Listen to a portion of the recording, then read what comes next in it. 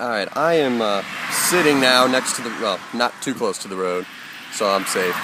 And behind me, in two different ways, like I said, this whole area was probably Henry Low Mudd's. He owned it. And whether his house was on this side of me, or on this side of me, not 100% sure. But I got a couple accounts here. So first, here is Dr. Mudd talking about when he and Herold came to see his father's house. And this is an account that Dr. Mudd gave to Colonel Wells on the 22nd of April in 1865. And I'm just going to read part of it. It says, "Between 12 and 1 o'clock, when this young man, who is Herold, and I rode over to my father's place in order to see if we could get a carriage for the wounded man. But I found that the carriages were all out of repair except one, and we could not get that one. He concluded to go to Bryantown for a conveyance to get his friend over as far as his friend Mr. Wilmer's." So again, we have Mudd talking about how he was told by Herold that they wanted to get to Parson Wilmer's on the west side of the Sky Swamp. Now, the reason, so we know Herold came here.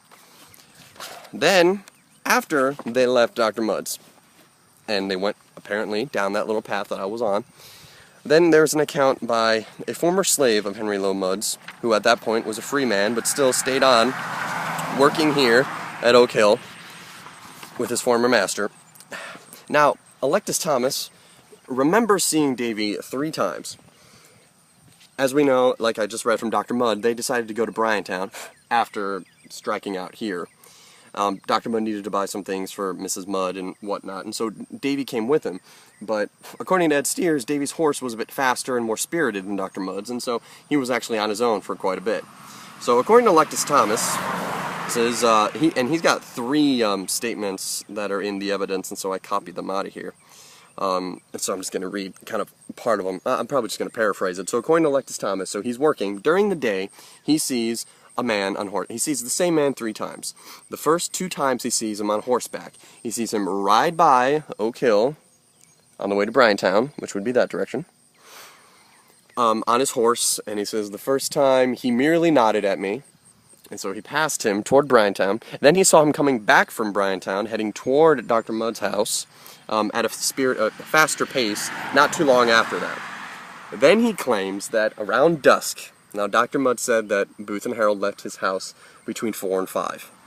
So he said around dusk, Allectus Thomas said the same man who he had saw on horseback twice, going to Bryantown and then heading back toward Beantown, came up to him, this time not on horseback, but on foot. He just walked out of the swamp toward him. Now, if this land behind me was Henry Low Mudd's, that land probably was too, and the swamp isn't all that far from there. So according to Allectus Thomas, the guy walked out of the swamp, and he started asking him things. When he came up, he said, "I am entirely lost. Which way is the east, the west, and the south?" I told him as nigh as I could. He asked me where the sun rose and the sun set, and I told him as near as I could come to it. He asked me whether did not Dr. Sam live about, and I told him yes, and which way to get to the doctor. A while after, he asked me, could he stay here? I told him I did not know, but I would go and see. Then he says, "I will not trouble anyone tonight. I will take the swamp for it," he said. He said, "Is there a large swamp here?" I said, "Yes." I told him where. I told him if he took the swamp and followed it down, it would take him to Bryantown Bridges. He asked me how I would like to go to Bryantown with him. I told him I would not like it at all. Whether he went the way I told him or not, I cannot say. Before he got out of my sight, my wife had been pulling me for fear the man would injure me. As soon as he went away, I went into the house. So, a lot of authors and researchers have taken this man to be Davy Herold. Why he came out of the swamp without his horse, don't know. But we know they didn't cross the swamp. They didn't cross it west. Whether they ever intended to, whether Mudd was lying, whether Davy was lying to Mudd, don't know. They didn't cross the swamp to the west. So it's possible that that is Davy Herold. He said he saw the man 3 times. The way he describes him in another account is pretty close to Davy.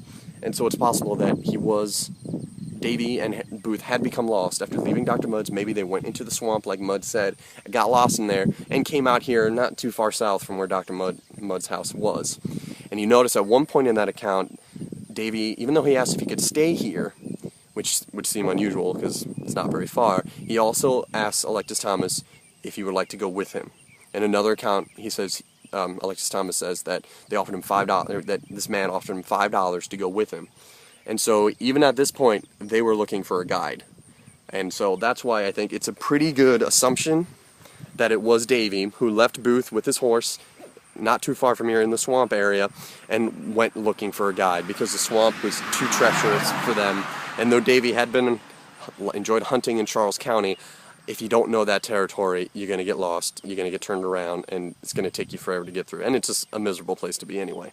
So I believe that Davy did come here, that they maybe started out trying maybe just to hug the swamp, heading toward Bryantown Bridges, which is what Alexis Thomas told them to do, but found it was either too hard to go or just something that they weren't prepared for. And so I can definitely see Davy coming out, obviously now it's houses, but coming from this direction toward Henry Low Mudd's house, a place that he had been to, so even though he wanted to make sure where he was, lost and wanted to find a guide.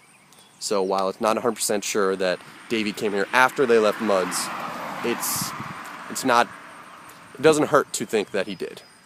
So at this point, I'm going to continue walking. It's probably going to be a while before you hear from me, because the next spot I'm going to go to is much farther down the road. And as I get closer to it, I'll talk about, this is another possible place that Booth and Herold came, but we don't have the exact proof that it happened. Alright, this is Dave Taylor at, it's 8:53, and I'm signing off. The sun's starting to come out, those clouds, those morning clouds are gone, so I'm going to need my shades from here on out. So, about 8:53, Dave Taylor signing off.